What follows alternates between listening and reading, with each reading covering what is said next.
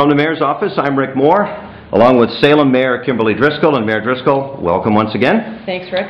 Now, it is springtime. You know, it's windy and freezing out as we talk here, but all the trees are green and everything else. What's going on in the great city of Salem? Definitely starting to get the extra swing in our step that comes every spring. We're working on budgets and a number of things, but one thing in particular we're spending some time on this month is the new initiative in Massachusetts for communities to join what's called the Green Communities Act. It's a great program. You know, it's really leading the nation to try and have municipalities pay much better attention to their energy usage, find ways to be more efficient, and then offer opportunities for grants and incentives to make that easier for cities and towns to do. Now, does this have to do with municipal buildings and municipal offices and things like that? Absolutely. So we're all encouraged to try and reduce our efficiencies by looking at energy service contracts. These are opportunities to upgrade your mechanical units or your windows, things in old municipal buildings that usually get deferred year after year after year, and then you see savings on your energy costs. As energy costs have increased, we know that's pretty tough to manage, and you work with an energy services company to do audits and analysis. It's actually something that Worcester has done and Lowell has done, a number of the larger cities and towns, Springfield, and they've seen their ability to save millions of dollars in energy costs, which then offset the cost of the capital improvements they needed. One of the biggest expenses is are your schools.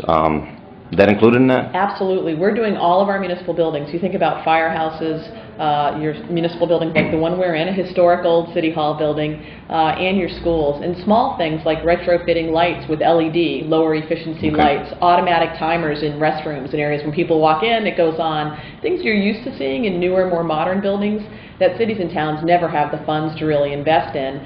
These energy service contracts allow you to look at it as the payoff for the capital comes in the energy savings and help connect the math around those numbers and enable cities and towns to do that in a quicker fashion. Also looking at fleet policies. Well, you know, we have cars. Could we have more hybrids? Are there ways to reduce energy conservation and even usage of the cars? We have Zipcar coming to Salem. Yeah, what is that? I read about that. What is that? That's a car sharing program. It's a really neat concept where you can rent a car by an hour. You may need it for 3 or 4 hours to run to a doctor's appointment or go someplace outside of a local city propers.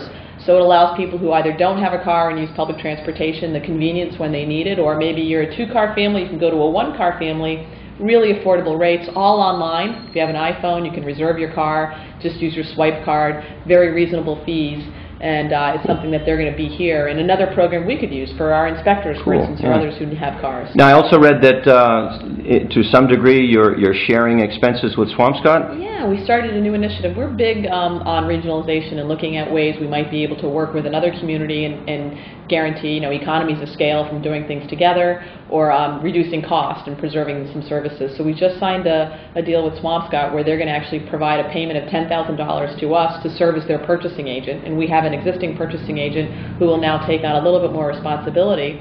We think that will help both communities in a couple of ways. For us, it will reduce our purchasing costs because we'll have a contribution coming in to help offset the cost of that operation.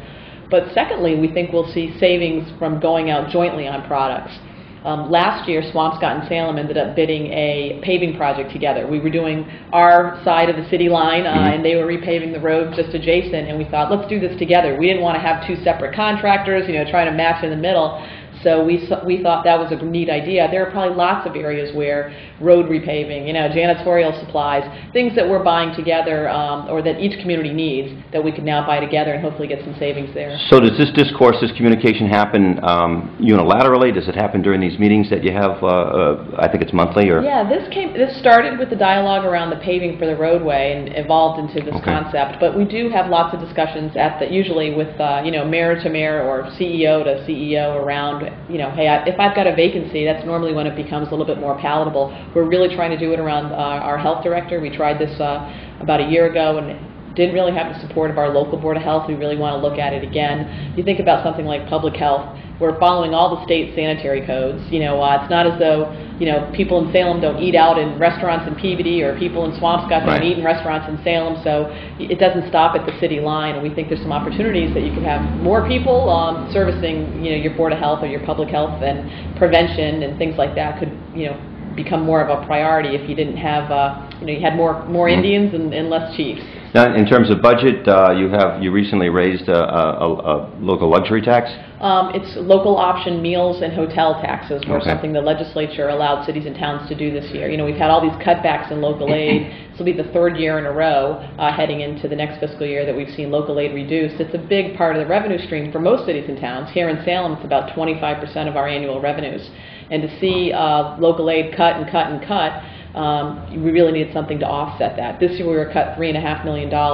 The legislature has allowed cities and towns to adopt local options around meals, so it's 0.75% increase. We say 75 cents on a $100 tab. But in Salem, it'll raise about $900,000 between meals and hotel taxes, and that'll help offset, you know, the $3.5 million we lost in local aid. Next year, we're going to have about a $900,000 impact from reductions in local aid. So it's making up for some of those shortages. Now, you're not going to impact the local citizens because you've got people coming on vacation. Most people won't mind or won't see that. But what about the hotels, restaurants themselves? How do they react to that? Yeah, I mean, there certainly were concerns raised by some of the proprietors of one of our hotels and by some of our local restaurants.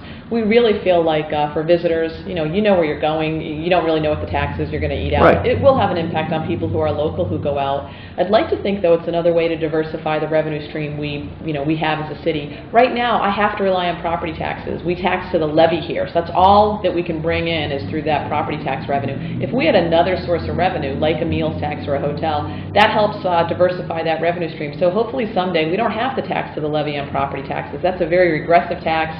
Something like going out to eat, it's a small amount of money, will be offset by visitors and locals who eat here, but it goes right back into the local economy. And so we're hopeful that people can understand that it's never easy to propose a tax, but we also want to try and preserve services. And you're right, we do eat in Salem, so I guess we will be impacted. Well, thank you. Thank you for that. We do that appreciate occasionally. the contribution. Finally, Mayor Driscoll, what about this new Twitter account? Yeah, so we've joined the 21st century, and we are Twittering, and we're on Facebook. It's a great way to communicate with a lot of people in a short amount of time. I still haven't figured out how to be so concise to 140 characters. You know, being a lawyer and a politician, that's very difficult for me. Right. But we have enjoyed sort of interacting with people in a new way, and it's nice. And how are you finding the time to fit that in? You know what? On the go? Yeah, red lights and Okay. at other times whenever you can fit it in. It's like I said, it's quick, and it is actually much easier than I initially thought it would be.